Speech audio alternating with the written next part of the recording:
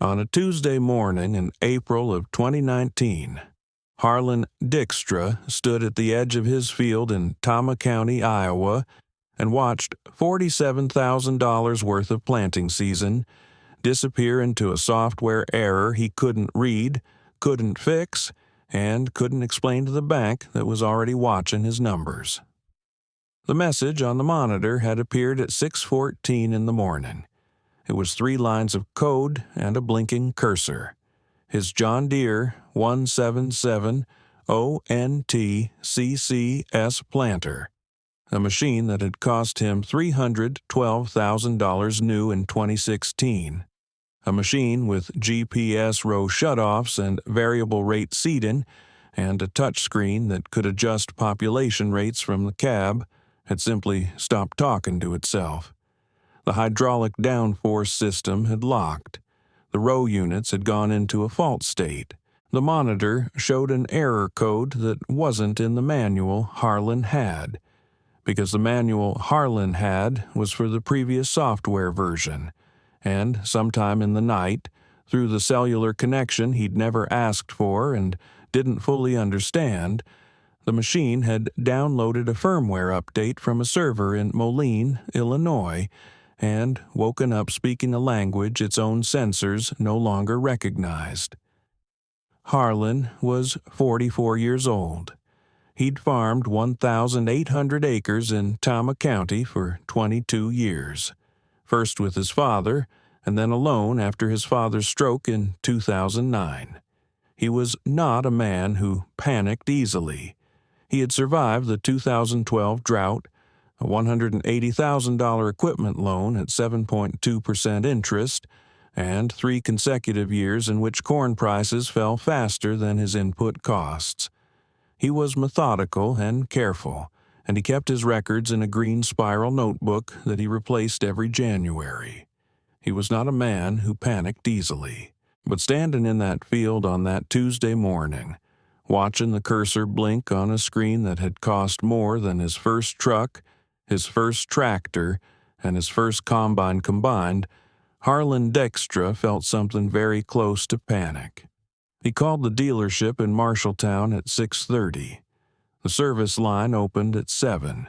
He called again at 7:02 and reached a technician named Brandon, who told him they were aware of the issue, that several customers had reported the same error code, and that a patch was being developed by the engineering team. When Harlan asked how long, Brandon said he wasn't sure. When Harlan asked if they could roll back the update, Brandon said he didn't think that was possible remotely, and that a service technician would need to come out. When Harlan asked when that technician could come, Brandon checked the schedule and said Thursday. Thursday was 2 days away. The 10-day forecast showed a closing window.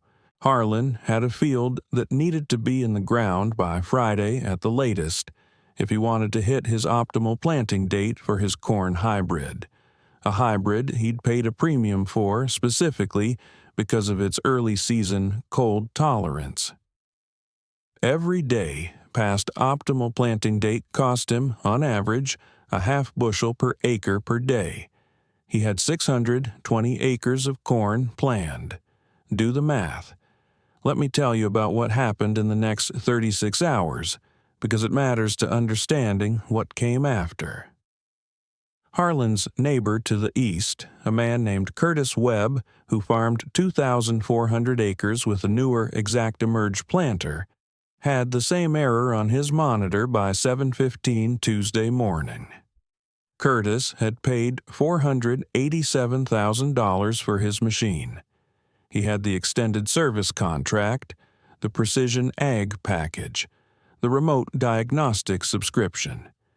His error code was different from Harlan's by 1 digit, which meant it was a different fault in the same update, which meant the patch that fixed Harlan's machine might not fix Curtis's. Curtis got a service technician out by Wednesday morning because he had a priority service contract. The technician spent 4 hours on the machine and left without fixing it. He said the patch wasn't ready yet. A man named Dennis Sorensen, who farmed the river ground 3 miles south, had a Kinsey 3600 with a seed sense monitor system. His planter used a different controller, a different software architecture, a different update pathway. His machine worked fine. Dennis planted 300 acres on Tuesday and 280 on Wednesday, while Harlan and Curtis and at least 11 other farmers in Tama County sat in their yards and waited for a patch from Moline, Illinois. By Wednesday afternoon, the county extension office had received calls from 9 separate farmers. The Marshalltown dealership had 4 service trucks in the field and a waiting list of 14. A regional John Deere rep named Jason Crowley drove up from Des Moines on Wednesday morning and spent the day on the phone with the engineering team, relaying information back to the service technicians in a process that everyone agreed was not working as fast as anyone needed it to work.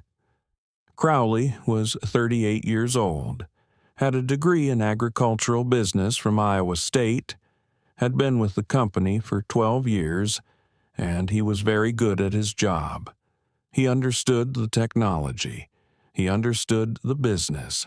He understood that every hour of delay was costing his customers money and costing his dealership relationships that had taken years to build. He was working as hard as he knew how to work. The patch arrived Thursday morning at 4:47 a.m. It pushed automatically to all affected machines through the cellular connection. By 6 a.m., the monitors were showing clean screens. By 7 a.m., Harlan Dykstra was in his cab, running his planter through a test pass at the field edge, watching the row units cycle and the downforce numbers settle and the population readout climb to the target rate. He planted 620 acres in the next 4 days. He hit his window. Barely. But here's what I want you to understand before we go any further. Harlan Dykstra got lucky. The window held. The patch worked. The yield loss was probably there. He'd estimate later, looking at his harvest data, that he'd lost somewhere between 8 and 12 bushels per acre on the ground he'd planted Thursday and Friday. The ground that went in 2 days late, on 620 acres at $3.80 corn, that was somewhere between $18,000 and $28,000 in yield he'd never recover. And that was the good outcome. That was the outcome where the patch came in time. Curtis Webb lost his window entirely on 400 acres of his best ground. His technician got the machine running Friday afternoon. The forecast closed Saturday. He planted into suboptimal conditions and spent the rest of the summer watching those fields underperform. His estimate at the end of the season was $61,000. Now, let me tell you about Emmett Johansson, because you need to understand the man before you can understand what he did. And what he did is the reason this story is still being told in Tama County today. Emmett Johansson was 71 years old in the spring of 2019. He farmed 280 acres on the north side of the county, the same 280 acres his father had farmed and his grandfather before that. Ground that had been in the Johansson family since 1924. He was a tall man, thin in the way that men who have worked outdoors their whole lives get thin, with hands that looked like they'd been carved from something harder than wood, and a way of standing still that made you think he was thinking about something important. He wore the same thing almost every day: canvas work pants, a flannel shirt in the spring and fall, a gray seed cap from a company that had been bought and renamed twice since he'd gotten the cap, and boots that had been resoled so many times the uppers and the soles seemed to belong to different decades. Emmett had graduated from high school in 1966, and had come back to the farm the same week because his father had needed him, and because the farm was what he knew, and because if you asked him, which almost nobody did, he would tell you that he'd never wanted to do anything else. He had farmed through the commodity price collapse of the 1980s, through the years when half his neighbors sold out and moved to Cedar Rapids or Des Moines. He had farmed through drought and flood and 3 separate periods when the bank had called him to have conversations that men in his position did not enjoy having. He was still here. The farm was still his. Let me tell you about what Emmett planted with, because it is the center of everything that follows. Emmett Johansson planted his corn with a 1987 white 5,106-row planter. He had bought it used in 1993 for $4,200 from a retiring farmer in Benton County, who had kept it in a shed and maintained it with the kind of care that some people reserve for things they love.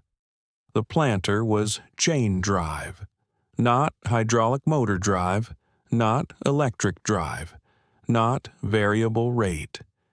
Chain drive, a mechanical connection between the planter's ground drive wheel and the seed metering units, a connection that was as old as the concept of row crop planting itself, and that operated on a principle so simple a child could understand it. The wheel turns, the chain moves, the plate spins, the seed drops. No controller, no monitor, no software, no cellular connection to a server in Moline, Illinois. Emmett had rebuilt the metering units in 2004. He had replaced the chains in 2011. He had welded a cracked toolbar in 2015 with a rod he'd had in his shop since the 1990s. The planter had no GPS. It had no row shutoffs. It had no variable population capability. What it had was a set of finger pickup meters that Emmett had calibrated by hand every spring for 32 years, dropping seeds into a bucket and counting them until the population was right, adjusting the drive ratio with the sprocket, changed the way his father had taught him and his father's father had taught his father. He had been offered better planters. His son had suggested, twice, that a used John Deere 7000 with vacuum meters would be an upgrade. A salesman from the Marshalltown dealership had stopped by in 2014, and again in 2017, with brochures and financing options and a very compelling presentation about the yield advantages of precision planting. Emmett had listened both times. He had asked questions. He had thanked the salesman for his time. He had not bought anything. He was not against technology. Let me be clear about that because it matters. Emmett used a GPS guidance system on his tractor. Not auto steer, but a light bar that helped him keep his rows straight. He used a yield monitor on his combine. He subscribed to a weather service that texted him forecast updates during planting and harvest. He was not a man who refused progress out of stubbornness or fear. He was a man who had looked at the precision planting systems and made a calculation that the people selling them didn't expect him to make, which was this. A system that can optimize your planting when it works is worth less than a system that always works when you need it to. He had said this to his son, Garrett, one evening in 2017 after the salesman had left. Garrett had pushed back a little, saying that the yield data was real, that the precision systems did produce better stands on variable ground, that the technology had gotten reliable enough to trust. Emmett had nodded and said that might be true. Then he'd asked Garrett what the service technician's schedule looked like during the second week of May. Garrett hadn't had an answer for that. Emmett had gone back to reading his seed catalog. Now, let me tell you about Tuesday, April 16th, 2019, because that is the day that the rest of Tama County started paying attention to Emmett Johansson's choices. Emmett had watched the situation develop from his kitchen window and from the conversations at the Agway in Toledo, where farmers gathered in the morning during planting season to drink bad coffee and talk about the weather and equipment. He had heard about the software update on Tuesday afternoon. He had heard about the service backlog on Wednesday morning. He had not said anything in particular about either. He had driven home, checked his soil temperature probes. He had 4 of them, cheap ones he'd bought at a farm auction, placed at different depths in different parts of his fields, looked at his forecast printout, and decided that Thursday morning looked like the right time to start. He was in the field at 5:45 a.m. Thursday, his 1979 John Deere 444O tractor, a machine he had rebuilt the engine on in 2008, pulled the white planter out of the shed and onto the county road before the sun was fully up. He ran his test pass at the field edge the way he always did, checking seed spacing by stopping the tractor and walking the row, counting seeds in a 10-foot section and calculating population in his head. It was 32,400 seeds per acre. That was what he wanted. That was what he got. By the time Jason Crowley drove past Emmett's farm on his way to check on Curtis Webb's situation at 8:30 that morning, Emmett had already planted 40 acres. Crowley slowed down when he saw the old tractor and the old planter moving steadily across the field. He had seen Emmett's setup before. You couldn't miss it in a county where the average planter had a monitor screen the size of a television and a hydraulic system that could adjust downforce on each individual row. The white 5100 looked, from the road, like something from a different era, which it was. Crowley watched it for a moment, then drove on. He had 14 service calls to manage and a regional VP asking for updates every 2 hours. He didn't have time to think about Emmett Johansson's chain drive planter. Let me tell you about the next 4 days, because they tell you everything you need to know about the difference between a system that can fail and a system that cannot. Emmett planted Thursday. He planted Friday. He planted Saturday. He planted Sunday morning and finished his last field by 2 p.m., at which point he drove the planter back to the shed, cleaned the meters with compressed air, oiled the chains, and covered the machine with a canvas tarp that had covered it every spring since 1993. He had planted 280 acres in 4 days. His soil temperatures had been right. His seed spacing had been right. His depth had been right. He checked it by digging up seeds in 3 locations in each field, every day, a habit he'd had since his father had shown him that the only way to know what's happening underground is to put your hand in the ground. The patch from Moline had arrived Thursday morning at 4:47 a.m. Harlan Dykstra had gotten his machine running by 7 a.m. Thursday and had started planting. Curtis Webb had gotten his machine running Friday afternoon. 11 other farmers in the county had lost between 1 and 4 days of optimal planting window.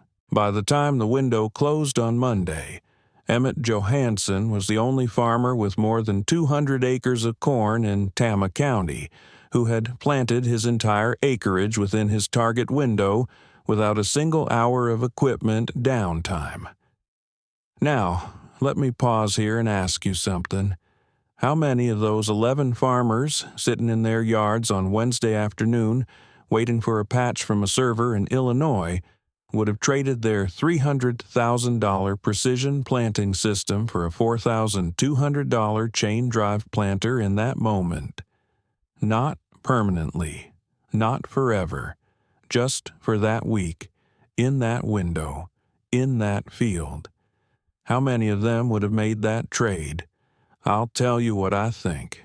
I think every single one of them would have. Let me tell you about the conversation at the Agway in Toledo on the Monday after planting, because it is a scene that everyone who was there remembers differently depending on who they were in it. There were 7 or 8 farmers at the counter that morning. Harlan was there. Curtis Webb was there. A man named Glenn Borgman, who had lost 3 days on his best river ground, was there. Jason Crowley had stopped in for coffee on his way back from a follow-up visit to a customer's farm. Emmett came in at 7:15, ordered his coffee, and sat at the end of the counter the way he always did. The conversation had been going on for 20 minutes before Emmett arrived. It was the conversation you would expect.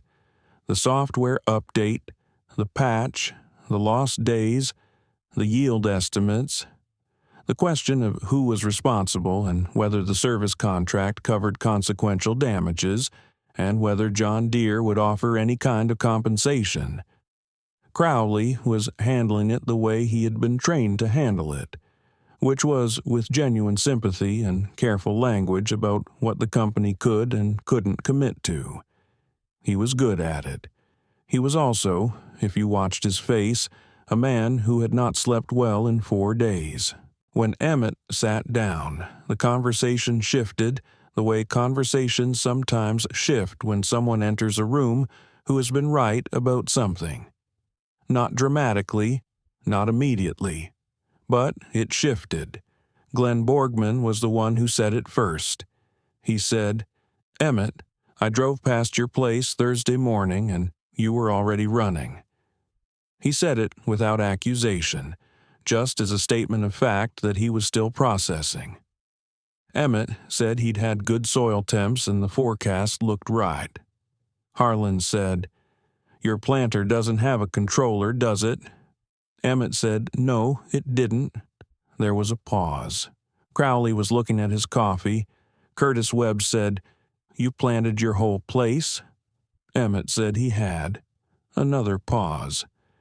Glenn Borgman said, "In 4 days." Emmett said, 4 days and a Sunday morning. Crowley looked up then. He was not a man who lacked self-awareness. That was one of the things that made him good at his job. He looked at Emmett for a moment, and then he said, with the careful honesty of a man who knows he is about to say something that costs him something, "How old is that planter?" Emmett said it was a 87. He'd had it since 93. Crowley nodded slowly. He said, "And it worked." Emmett said it had worked every year he'd owned it. Crowley picked up his coffee and looked at it for a moment. Then he said something that Harlan Dykstra would repeat to his son 7 years later in a different context. "I spend a lot of time selling people systems that are smarter than what they replaced. I don't spend enough time asking whether smarter is the same thing as better." He said it quietly, without drama, the way men say things they've been thinking for a while. Nobody responded immediately. The conversation moved on, the way conversations do. But it didn't move on all the way. Something stayed in the room. Let me tell you about what Emmett said when Crowley asked him about it directly, because Crowley did ask 2 days later when he drove out to Emmett's farm on a Tuesday afternoon that had nothing to do with the service call. Crowley had thought about the Agway conversation for 2 days. He had thought about it while he was writing service reports and while he was on the phone with the regional VP and while he was driving between farms. He had not been able to stop thinking about it, which was unusual for him because he was a man who was good at compartmentalizing. He drove out to Emmett's farm without calling ahead, which was also unusual. Emmett was in the machine shed sharpening a cultivator shovel when Crowley pulled in. He didn't seem surprised. He set down the file and wiped his hands on a rag and said he'd been wondering if Crowley would come by. Crowley said he had a question. He said, "You've been offered better planters. I know you have, because my predecessor made the call in 2014, and I made it in 2017. You looked at the numbers. You know what the precision systems can do on variable ground. Why didn't you buy one?" Emmett was quiet for a moment. He looked at the white planter sitting in the shed with its canvas tarp half pulled back. Then he said, "That planter has one moving part that matters: the chain. Everything else is either a bolt or a bearing or a piece of steel. I can fix anything on it with tools I already own in under an hour. It doesn't know what day it is. It doesn't know what software version it's running. It doesn't need to know. It needs to drop a seed every 3 inches at 2 inches of depth, and it does that every time I ask it to, and it will still be doing it the day I'm not here to ask." Crowley said, "But the yield data, the precision systems do produce better stands." Emmett said, "When they work." Crowley said, "They work most of the time." Emmett said, "Most of the time isn't good enough when the window is 5 days." Crowley was quiet for a moment. Then he said, "So, you gave up yield potential to guarantee you'd never miss a window." Emmett said he didn't think of it as giving up anything. He said, "The best planting system is the one that's running when the ground is ready. My ground was ready Thursday morning. My planter was ready Thursday morning. That's the whole equation." Crowley stood there in the machine shed for a while after that, looking at the old planter. He asked Emmett if he could look at the meters. Emmett pulled the tarp back and showed him the finger pickup units, the chains, the drive sprockets, the simple mechanical connection between wheel and plate. Crowley had a degree in agricultural business and 12 years with one of the most technologically sophisticated equipment companies in the world, and he stood there looking at a 32-year-old planter and understood, maybe for the first time in a way that reached past his training, that there was a category of reliability that his company's engineers had not optimized for because they had not believed it was the variable that mattered most. He asked Emmett what he'd paid for it. Emmett said $4,200 in 1993.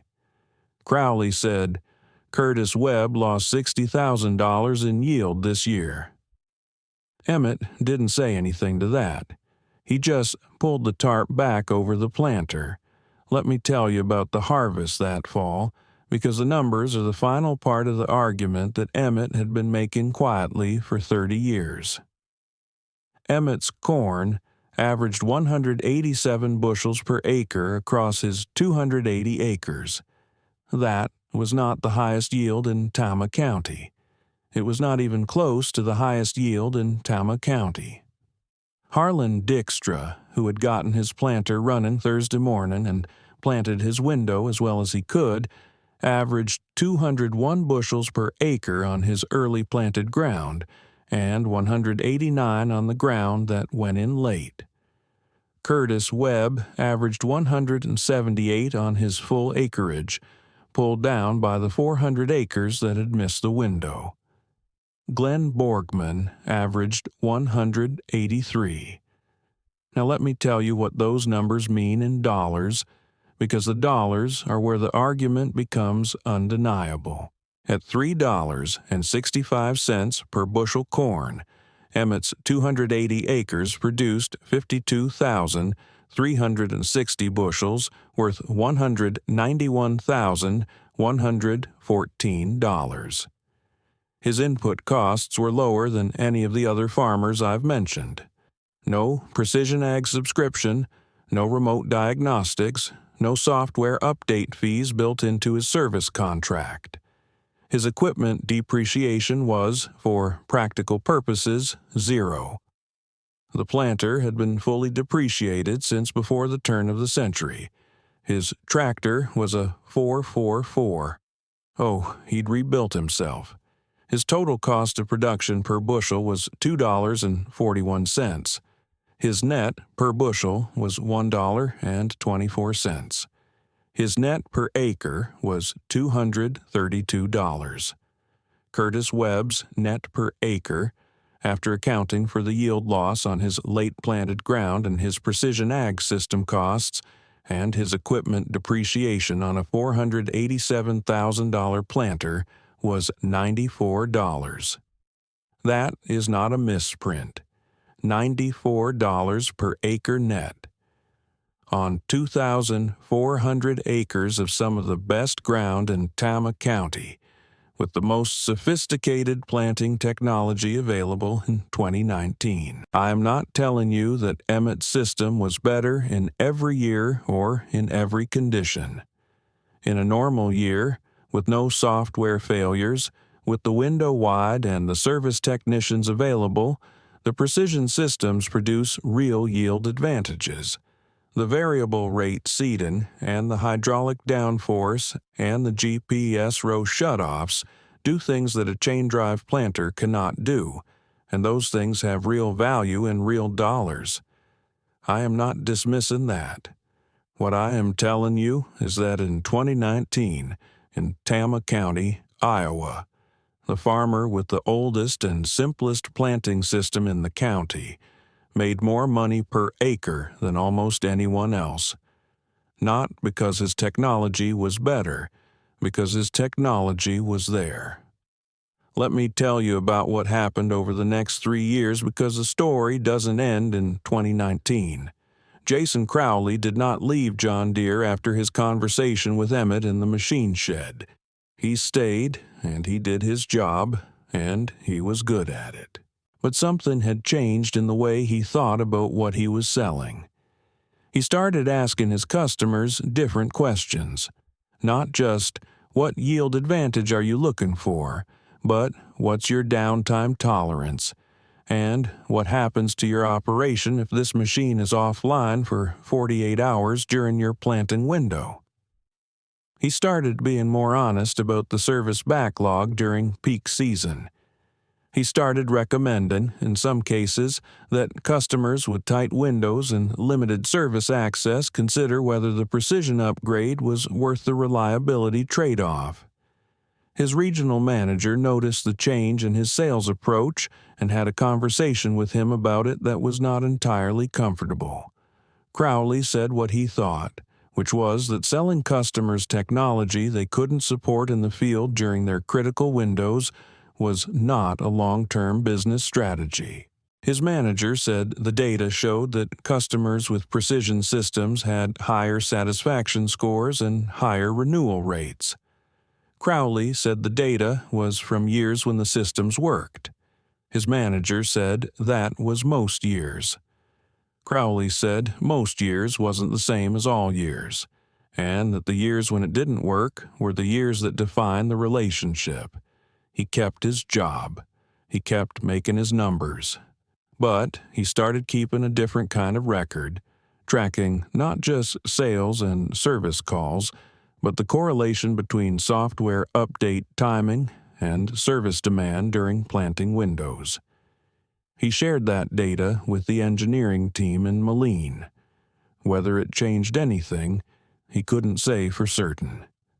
But in 2021, John Deere changed its policy on automatic firmware updates for planting equipment, adding a feature that allowed operators to defer updates during defined planting windows.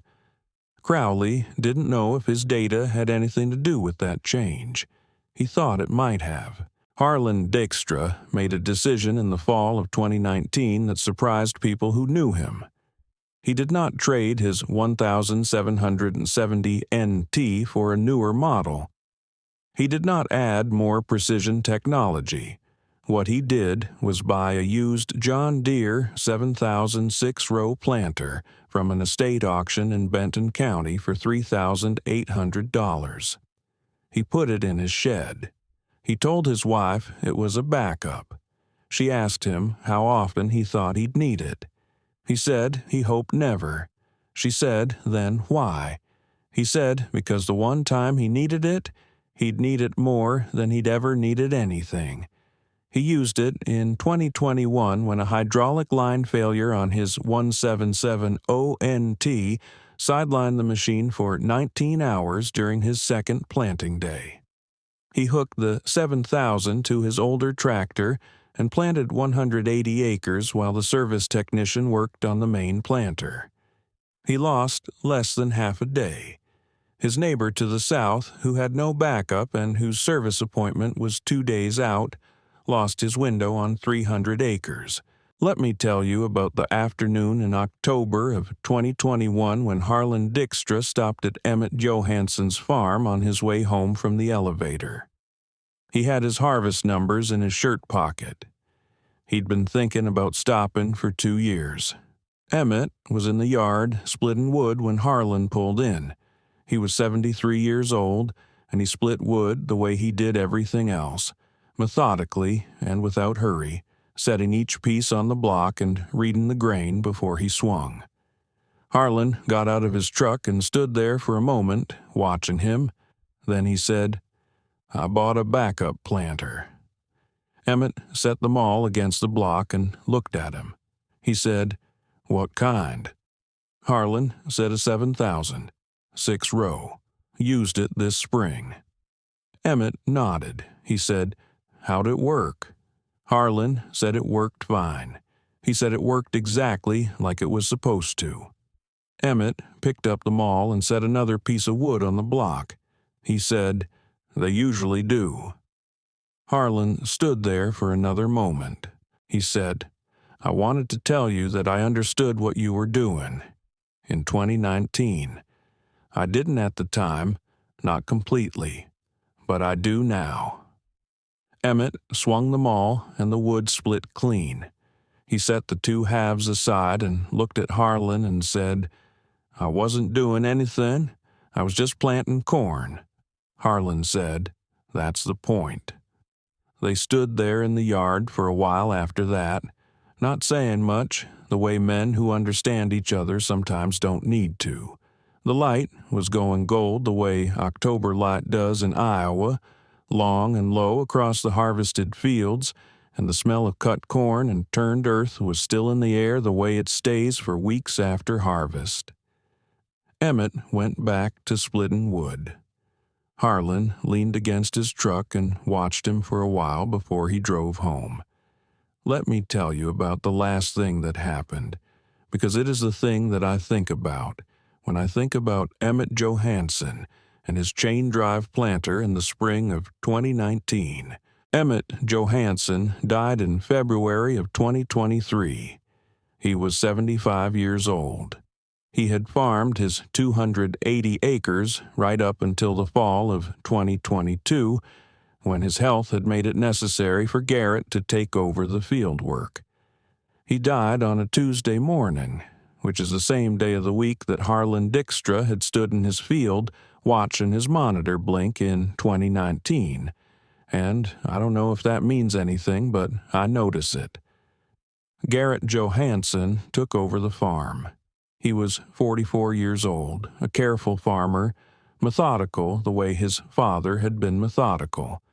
He had a different relationship with technology than his father. He used precision ag on his combine. He ran auto steer on the tractor. He subscribed to a variable rate fertility service that had improved his input efficiency meaningfully. He was not his father in that way, but the White 5100 planter was still in the shed. Garrett had not sold it. He had not traded it. He had serviced it in the fall of 2022 the way his father had always serviced it, replacing the chains, checking the meters, covering it with the canvas tarp. When people asked him why he kept it, he said something that sounded like his father, which was that he hoped he'd never need it, and that was exactly why he was keeping it. In April of 2024, there was a different kind of problem, not a software update this time. A supply chain disruption that had affected hydraulic components for several major planter brands, leaving service technicians unable to complete repairs because the parts weren't available. The backlog was worse than 2019 in some ways because it wasn't a software problem you could patch remotely. It was a physical part that had to be ordered and shipped and installed. The wait was 10 days in some cases.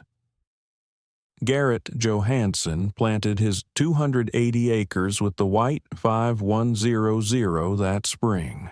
He used his father's calibration method, seeds in a bucket, counting by hand, sprocket change for the drive ratio. He was in the field on the first day of his optimal window, and he finished on the fourth day. He did not lose an hour to equipment failure. His neighbor to the north, a 28-year-old farmer named Isaac Rasmussen, who had taken over his family's operation 2 years earlier and invested heavily in the latest generation planting technology, lost 11 days to the parts backlog. He was a smart farmer and a hard worker, and the technology he'd bought was genuinely good technology. It just wasn't running when his window was open. Isaac drove past Garrett's field on the third day of his own forced downtime and watched the old white planter moving steadily across the field behind the 4440 tractor. The same tractor Emmett had rebuilt in 2008, still running, still pulling. He pulled over on the county road and watched for a while. Then he drove to the Agway in Toledo and had a cup of coffee and thought about what he'd seen. He went back to Garrett's farm that evening. Garrett was in the shed doing his end-of-day check on the planter when Isaac knocked on the doorframe. Isaac said he'd watched him planting that afternoon. He said his own machine was down, and he was looking at 10 more days before the part arrived. He said, "Is there any chance?" And Garrett said yes before he finished the sentence. He said, "I'll be done with my ground tomorrow afternoon. You can have it Friday."